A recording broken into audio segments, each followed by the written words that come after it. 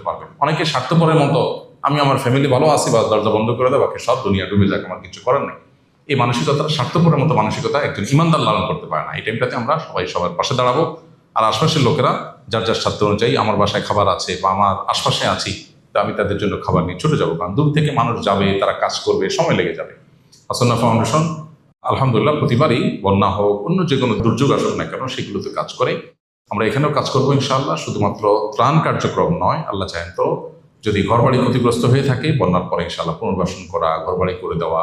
মানুষ তো সাধারণত আপনার চিড়ামুড়ি এটা সেটা দিয়ে চলে আসে, আসন্না ফাউন্ডেশন সেটা করে না, বরং আসন্না ফাউন্ডেশন শেষ মুহূর্ত পর্যন্ত কাজ করে।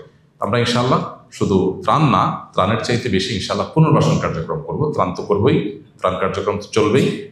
এই মুহূর্তে যে ক্রাইসিসটা আছে, একটু পানি শুকিয়ে গেলে তখন মেইন ক্রাইসিসটা শুরু হয়। তখন খাবার দাবার, যারা উপার্জন দিন আনে দিন খায়, তাদের চাল ডাল থাকে না। তো আমরা প্রতি বছরই চাল ডাল দিই তাদেরকে, অন্তত 1-2 মাস যাতে তারা যারা সার্ভাইভ করতে পারে, মাথা সোজা করে দাঁড়াতে পারে, সে ব্যবস্থা আমরা করি।